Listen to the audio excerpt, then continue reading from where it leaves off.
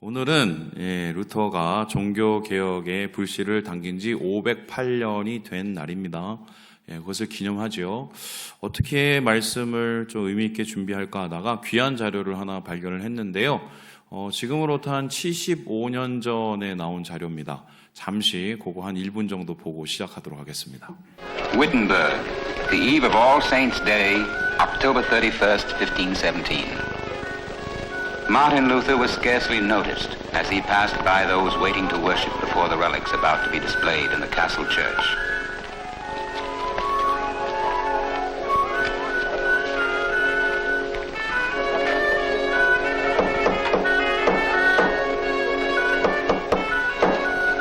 Nailing a notice to the door of the church was not unusual, for this was the customary place to post announcements of both university and public events.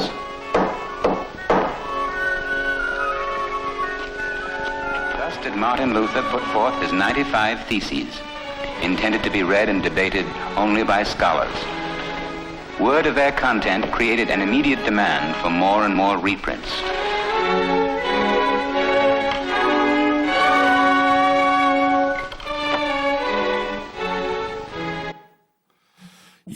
어떻게 보셨습니까? 여기서 이 루터가 비텐베르그 성당에다가 이 반박문을 붙이는 이 모습을 아마 재현을 했던 것 같고요. 여기에 대한 사람들의 반응을 아마 재현했던 것 같습니다. 그런데 여러분 보시면 아시겠지만 굉장히 평범합니다. 이렇게 우리 생각에는 개혁을 했었을 때 뭔가 의기와 호기로 나타나서 정말 용맹스럽게 가서 붙이고 사람들은 거기에 대해서 굉장히 크게 환영을 했을 거라 생각을 하지만 실제 고증에 따르면은 그날은 매우 평범한 날이었어요. 뿐만 아니라 루터가 이 비텐베르그 성당에 반박문을 95개조 반박문 붙였을 때요.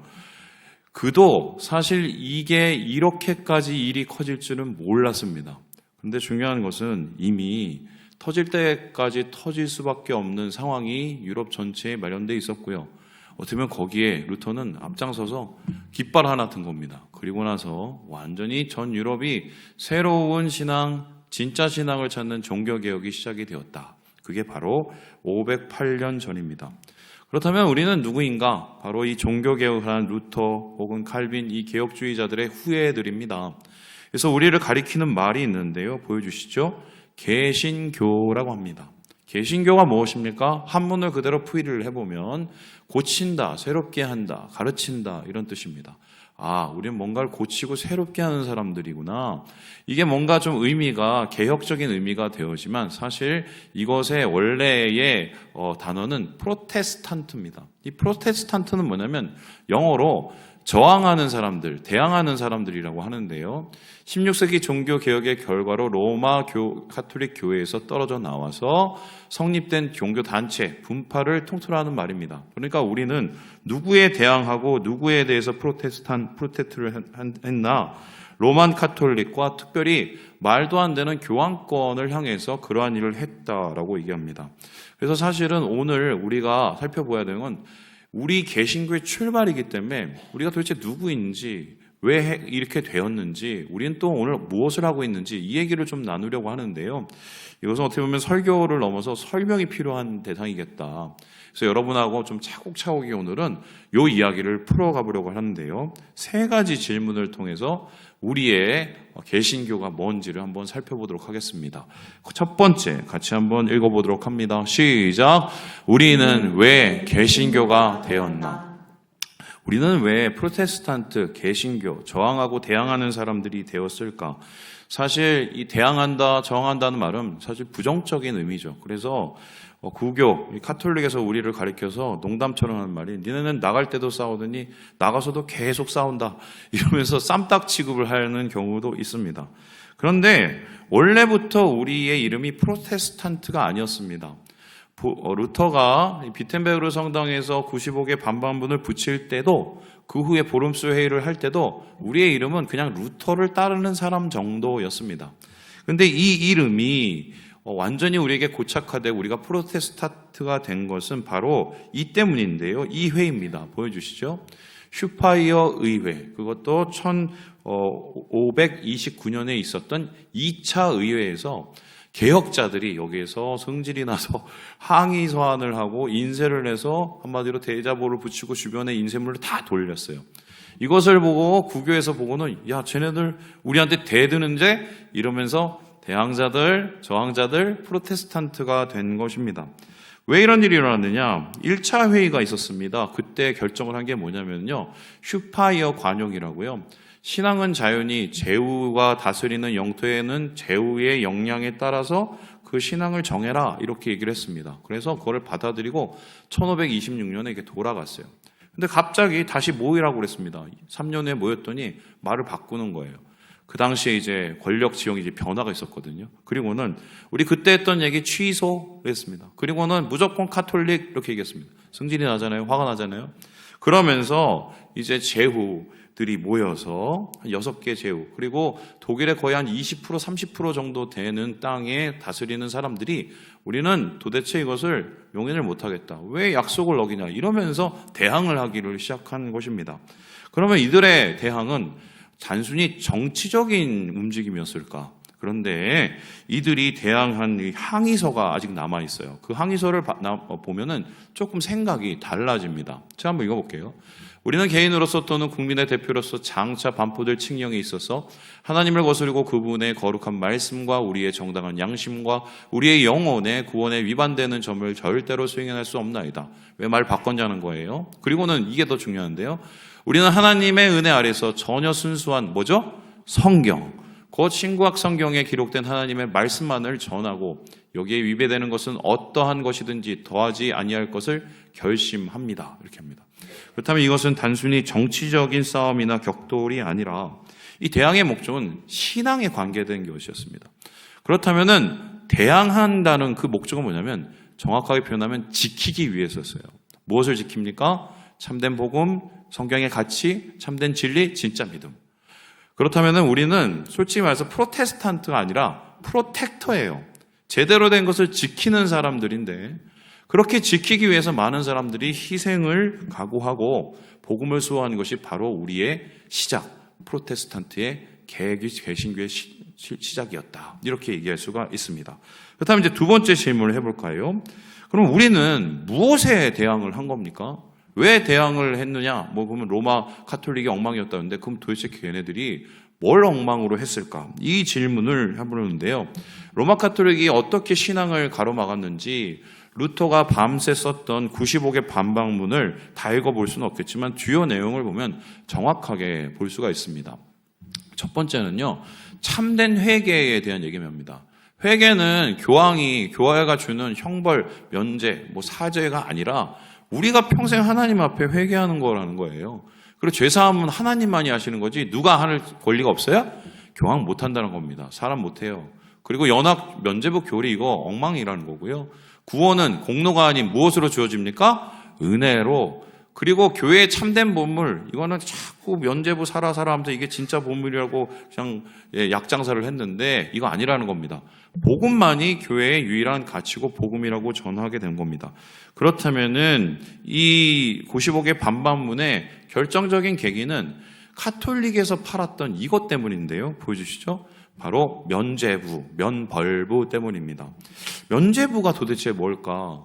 죄를 사해 주시는 거, 이걸 어떻게 우리가 문서로 정할까? 여러분, 카톨릭에서는 아직도 죄를 지면 어떻게 합니까? 신부님을 찾아갑니다. 신부를 찾아가서 내가 뭘 쟀는지 고해 성사를 하죠? 그럼 고해 성사를 통해서 네 죄를 사하노라. 그러면 걔가 사해주고. 근데 뭘 이게 필요하냐? 이거는요, 살아있는 사람이 아니라 죽은 신자를 위한 것이었습니다. 이 논리가 가능했던 거니 뭐냐면 이 사람들이 뭐라 하냐면 헌금통에 동전이 땡그랑 떨어지는 순간 연옥에 있는 죽은 영혼이 천국으로 올라간다. 이렇게 가르쳤어요. 그래서 내가 아니라 우리 죽은 아버지, 내가 아니라 우리 죽은 할아버지를 위해서 이렇게 면죄부를 사라고 판 겁니다. 이런 말도 안 되는 얘기가 어떻게 될까? 이 면죄부가 가능하게 했던 카톨릭의 이상한 세계관 때문이었는데요. 보여주시죠. 이 세계가 완전히 이것을 엉망진창으로 만들어왔습니다. 첫 번째 뭐냐면 공로신학인데요. 이게 뭐냐면 우리가 무엇으로 신앙을 가지고 무엇으로 구원을 받습니까? 우리가 예수를 믿는 믿음으로, 그리고 그 믿음에 의해서 예수님이 은혜로 우리를 구원해 주십니다. 그런데 가톨릭에서는 그게 부족하다고 얘기합니다. 은혜로 구원해 주신 게 부족해서 플러스 뭘 해야 되느냐? 열심히 선한 일을 해야 된다고 얘기합니다. 그러면 여기서 두 가지 종류의 사람이 남아요. 어떤 사람입니까? 선한 일을 많이 해서 공덕이 많이 쌓인 사람, 남는 사람, 선한 일이. 그리고 선한 일이 모자라서 천국 가기엔 부족한 사람, 이게 두 개로 나눕니다. 그래서 여기서 뭘 하느냐? 남는 사람은 그 공로를 다른 사람한테 넘길 수가 있어요. 그걸 이제 성인 숭배 사상이라고 하고요. 모자란 사람은 어떻게 합니까? 천국에 가기가 그러니까 연옥에 들어갑니다. 거기에서 열심히 네가 고생 좀 하다가 나중에 올라가. 일종의 이제 뭐 잠시 이제 징역 사는 거죠. 그러니까 여기에 대해서 우리 할아버지가 그때 공덕을 좀 들여서 지금 연옥에 계시는데 마음이 아프잖아요. 그때 교황이 그럽니다. 내가 대출해 줄게, 이렇게 얘기해요. 무슨 소리냐? 이 공로를 많이 쌓은 성인들의 그 공덕을 내가 가지고 있기 때문에 그거를 너희들한테 대출을 해줄 수 있다고 해요. 뭘로요? 면죄부로요. 그럼 면죄부를 어떻게 합니까? 팔 수가 있는 거예요. 그 돈을 헌금해서 사면은 대출해주면 니네 할아버지, 니네 아버지 바로 천국 가. 이렇게 가르친 겁니다. 이거는 성경에 전혀 말도 안 되는 것인데요. 이런 얘기를 할 수 있었던 이유가 뭐냐? 그 배후에는 바로 이 성당 때문입니다. 여러분, 이탈리아 로마 가면 바티칸 있죠. 거기에 정말 어마어마한 수준의 성당이 있습니다. 그게 무슨 성당이죠? 성 베드로 성당. 지금 보기 아름답지만 그게 건축비가 어마어마하게 들어서 나중에 파산 지경에 이르게 된 거예요. 그러니 돈이 필요하잖아요. 그러면 어떻게 합니까? 빚, 부채를 메꾸기 위해서 어떻게든 애써야 되는데, 야, 우리 면죄부 장사하자. 우리 대출 장사하자. 공로 장사하자. 이렇게 하면서 이게 시작이 되어서 말 그대로 성경과 하나님과 전혀 아무 상관도 없는 이런 헛된 짓을 하게 되고 여기에 루터가 반대를 하게 되는 거죠.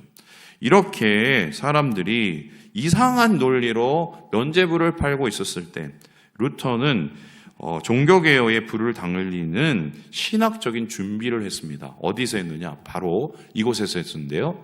이곳은 뭐냐면 독일 비텐베르크에 있는 아우구스투스누스 수도원입니다. 여기에 지금 유적이 있는데 사실 여기에 뭐가 있었냐? 수도원이 있고 탑이 있었어요. 이 탑에서 이 수도사 7년 차인 루터가 어느 날 공부를 하다가 너무 괴로웠습니다. 왜요? 내가 정말 죄를 막 어떻게 해결하려고 하는데 내 안에 있는 죄가 해결이 안 되는 거예요. 나 이러다가 나 연옥 가는 거 아니야? 이러다가 나 천국 못 들어가는 거 아니야? 이렇게 고민을 하다가 그가 하나님 앞에 너무 하나님이 무서운 거예요. 하나님이 너무 멀게 느껴진 거예요. 그때 성경을 읽기 시작했어요. 그런데 성경을 쭉 읽어나가다 로마서에 이 말씀이 그의 마음을 완전히 깨트려 버립니다. 우리 함께 17절의 말씀을 같이 한번 읽어볼까요? 시작! 복음에는 하나님의 의가 나타나서 믿음으로 믿음에 이르게 하나니 기록된 바 오직 의인은 믿음으로 말미암아 살리라 함과 같으니라. 아니 분명히 교황이 그냥 믿음만 가지고 안 된다고 그랬는데 은혜만 가지고 안 된다고 그랬는데 공로가 필요하다고 했는데 그래서 고행도 해야 되고 막 엄청나게 이런저런 성례를 많이 해야 된다고 했는데 그런데 봤더니요 오직 의인은 뭐로 말미암아 살아요? 믿음으로 산다는 걸 이거 뭐 이렇게 다르지? 고민하기 시작을 한 겁니다. 그리고 깊게 이것을 고민한 결과 그가 어느 날 큰 깨달음이었어요. 어디에서요? 여기 있는 탑 안에서요. 그래서 이것을 가리켜서 뭐냐면 탑의 체험이라고 하는데요. 이 탑의 체험에서 느낀 바를 나중에 라틴어 선문에서 이렇게 기록을 하고 있습니다. 이건 좀 같이 한번 읽어볼까요? 시작! 나는 비로소 깨닫기 시작했다. 하나님의 의란 하나님으로부터 받은 은총, 즉 믿음으로 사는 의라는 것을 긍휼이 풍성하신 하나님께서 믿음으로 말미암아 우리를 의롭게 하신다는 것을 그 의가 곧 복음으로 나타났다는 것을 그 순간 천국으로 들어가는 듯한 새로운 느낌을 받았다. 성경 전체가 새롭게 보이기 시작했다. 그리고 바울이 전한 로마서 말씀이 내게 천국으로 통하는 문이 되었다. 아이고 내가 잘못 알고 있었네. 지금 뭐 지지도 않은 애들이 엄청난 짐을 내가지고 이거 완전히 내가 해결해야 될 것처럼 이거 다 벗어버린 거예요. 다 던져버리는 거예요. 마음의 기쁨과 천국이 넘쳐있는 거예요. 아 이걸 내가 알고 있으면 안 되겠구나. 사람들한테 전하고요. 이것이 바로 95개 반박문으로 나타났고 종교개혁 신학의 기초가 되었다. 이렇게 얘기하고 있습니다. 그래서요 우리가 대항한 건 잘못된 복음, 잘못된 교회, 잘못된 진리에 대해서 진짜 복음을 지키기 위해서 대항하였다. 이렇게 해석을 할 수가 있겠습니다. 그렇다면 마지막 질문이요. 여전히 우리는 개신교일까요? 이 질문이 사실 되게 뼈아프죠. 개신교가 된 것은 지키기 위해서 한 건데 잘못된 것으로부터 진짜를 지키기 위해서 목숨을 루터가 건 건데, 그리고 종교개혁을 추진했던 수많은 사람들이 이렇게 목숨을 건 건데, 우리는 개신교라는 이름을 가지고 진짜 아직도 개신교하고 있는가? 저가 그렇다면은 개신교는 어떤 교회인가? 여기에 대해서 아우구스투스가 뭐라고 그랬냐면요, 교회는 항상 개혁되어야 된다고 했습니다. 이것을 우리 칼빈 선생님이 그대로 받아서 우리의 개혁신앙의 가장 기초로 삼으셨어요. 그렇다면은 지금도 계속 교회는 어떻게 됩니까? 갱신되고 개혁돼야 됩니다. 여러분도 교회이기 때문에 갱신되고 개혁돼야 됩니다. 그러면은 우리는 지금 어떻게 개혁을 하고 있을까요? 우리가 진짜를 지키기 위해서 무엇과 싸우고 있을까? 흥미로운 것은 우리가 예전에 목숨을 걸고 싸웠던 카톨릭하고 요즘 개신교가 싸웁니까? 안 싸워요. 심지어 요즘엔 카톨릭하고 굉장히 잘 지내고 카톨릭하고 교류를 하기 시작을 했습니다. 그리고 심지어는 그러면은 우리가 뭔가 사회의 정의나 새로운 하나님의 뜻을 위해서 잘 싸울까? 사실 솔직히 안 좋아하는 경우가 되게 많거든요. 왜냐하면 진짜 싸워야 될 방법을 우리가 다시 한번 고민하고 되찾아야 되기 때문인데, 그렇다면은 우리는 무엇을 어떻게 개혁하고 무엇을 지키기 위해서 무엇과 싸워야 되는가? 여기에 대해서는 종교개혁의 5대 원리를 살펴볼 필요가 있습니다. 이게 5개의 솔라라고 합니다. 솔라 하죠? 이 솔라란 말은 오직이란 뜻이고요. 첫 번째는 솔라 스크립투라고 해서 우리는 오직 성경, 그리고 글라시아, 오직 은혜, 피데, 오직 믿음, 크리스투스, 오직 그리스도, 그 다음 데오 글로리아, 오직 하나님께 영광. 이게 종교개혁자들이 모두 인정한 5개의 개혁의 방향성입니다. 그런데 이걸 우리가 그냥 알기만 알지 사실 어떻게 해석하는지 모르신 분이 꽤 많으실 거예요. 이걸 해석하는 방법은 뭐냐면, 다시 보여주세요. 구원을 여기 앞에다가 붙이면 됩니다. 구원은 어떻게 이루어지느냐? 오직 성경을 통해서 우리가 하나님을 만나고 구원을 누리게 된다. 구원은 어떻게 이루어집니까? 오직 은혜로, 하나님이 은혜를 주셨기 때문에 구원을 이루게 된다. 그러니까 구원받은 우리가 자랑할 게 있어요, 없어요? 교만할 필요가 있어, 없어요? 예, 그래야 된다는 겁니다. 그리고 구원은요, 뭐만 남습니까? 오직 믿음만 남는다는 거예요. 다른 것 갖다 붙이고 다른 것 갖다가 쌓아도 그거는 전혀 구원하고 관계가 없다는 겁니다. 이제 여기서부터 중요한데요. 이 3가지는 루터가 얘기했던 거고요. 이 뒤에 2가지는요, 칼빈이 얘기했던 건데요. 오직 그리스도. 이건 뭘까요? 구원받은 사람에게 주인은 누구밖에 없습니까? 예수님밖에 없습니다. 교회의 주인은 누구밖에 없습니까? 예수님밖에 없습니다.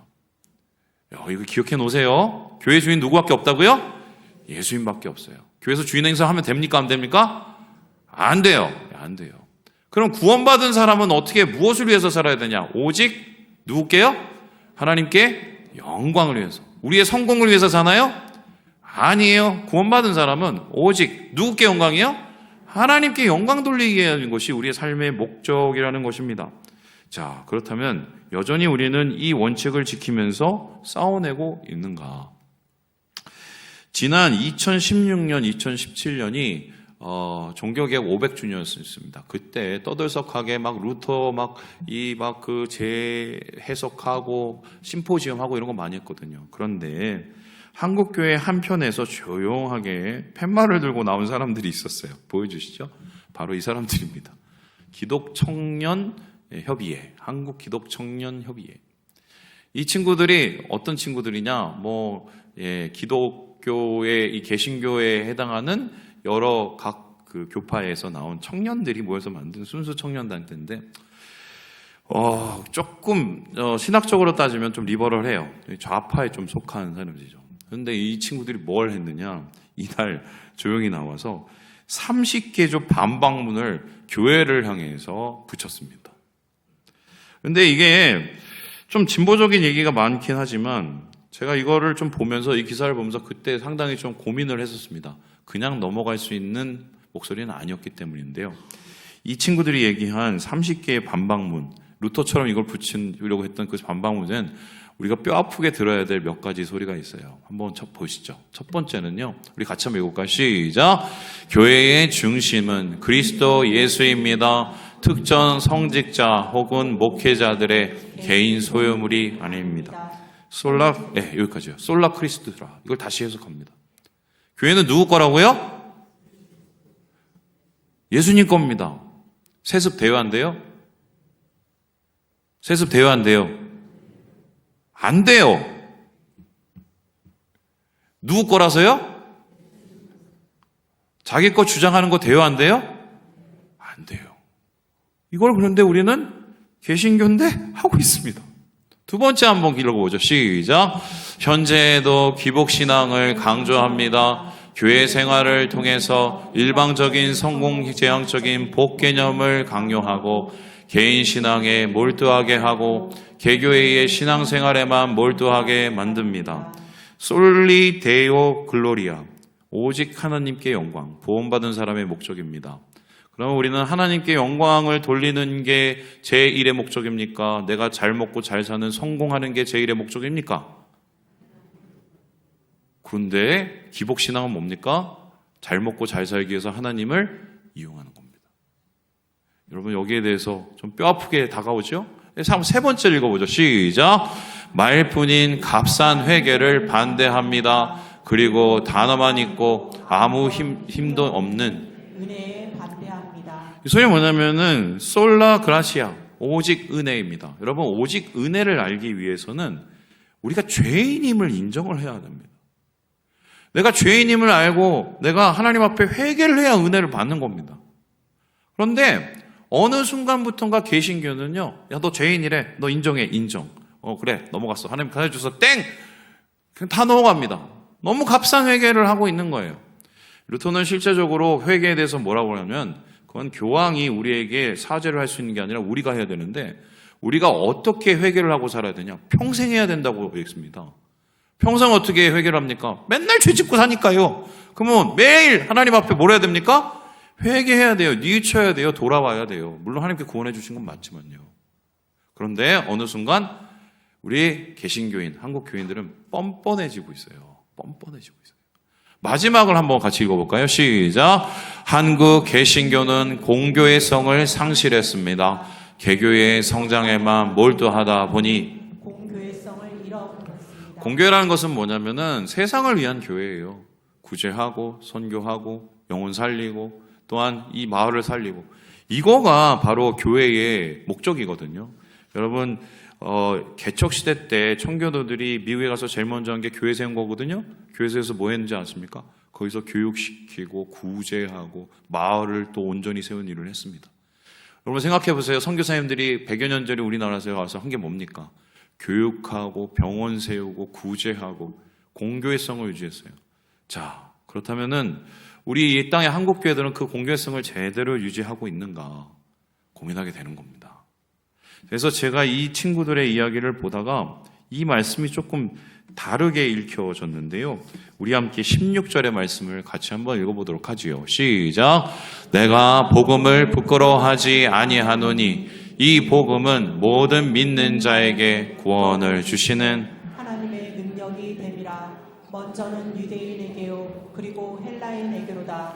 예전에는 예수 믿는 게 막 여러 가지 고난과 고통이 많아서 그걸 부끄러워하고 숨기는 경우가 많았거든요. 그래서 복음을 부끄러워하는 그리스도인들이 꽤 많았습니다. 왜냐하면 예수님 죽으셨으니까요. 십자가에서 비참하게 패배하신 것처럼 보이잖아요. 근데 오늘날은 제가 볼 땐 좀 반대가 된 것 같습니다. 이 말을 여러분 어떻게 느끼는지 모르겠지만 복음이 우리를 부끄러워할 것 같아요. 야, 내가 은혜로 그렇게 너희를 살리고 내가 진짜 믿음을 너에게 줘서 세상 속에서 영광 위에 살라고 했는데 너에게 준 복음은 도대체 어디 있냐? 이 시대는 복음이 교회를 부끄러워한 사회가 되지 않았을까? 저는 이런 생각을 하면서 참 종교개혁 508주년 받아서 야, 나부터 좀 정신 차려야겠네? 이런 생각을 많이 했습니다. 자, 그렇다면은 루터가 다시 이 땅에 온다면 어떤 일이 이루어졌을까? 한국교회에 다시 온다면 어떤 일이 이루어졌을까요? 저는 이렇게 생각하는데요. 또 한 100개의 반박문을 썼을 게 분명하다. 우리를 향해서. 그림 한번 보여주시죠. 95개 반박문 붙인 이 비텐베르그 성당문에, 이 성당문이 지금 한국 교회의 문일 수 있어요. 우리 교회 문일 수 있습니다. 누가 장담해요? 그래서 어떻게 해야 될까? 어떻게 해야 될까? 저는 이 말씀으로 해답을 찾고 마무리하려고 하는데요. 우리 같이 고린도 후서 우리 13장 말씀 읽고 마무리해 보도록 합니다. 시작. 너희는 믿음 안에 있는가? 너희 자신을 시험하고 너희 자신을 확증하라. 예수 그리스도께서 너희 안에 계신 줄을 너희가 스스로 알지 못하느냐? 그렇지 않으면 너희는 버림받은 자니라. 여러분, 영향력이라는 걸 어떻게 생각하십니까? 제가 이걸 진짜 경험한 적이 있는데, 어떤 분은 말하지 않아도 거기 가만히 있는데도 분위기가 달라지는 분들이 있어요. 어떤 분은 말 한마디로 그 자중에 얼어붙은 분위기를, 냉랭한 분위기를 사랑으로 녹이시는 분들이 있습니다. 어떤 분들은 작은 행동 하나를 통해서 교회와 공동체를 더 따뜻하게 만드는 분들이 있어요. 왜 그런가요? 그게 복음이거든요. 좋은 소식, 내 안에 있는 좋은 소식을 통해 내 주위에 있는 사람들에게 좋은 소식을 전하는 것. 주님 우리에게 말씀하십니다. 그 복음을 다시 확증하라. 주님 안에서 508주년 종교개혁 주일을 맞아서 우리가 누구인지를 다시 한번 생각해 보시고, 우리의 마음속에 있는 탐욕, 세상의 교회를 괴롭히는 이 세속화와 싸워가시면서 진짜 복음을 지키시는 우리 사랑하는 형제 자매들 되시길 주님의 이름으로 축원합니다.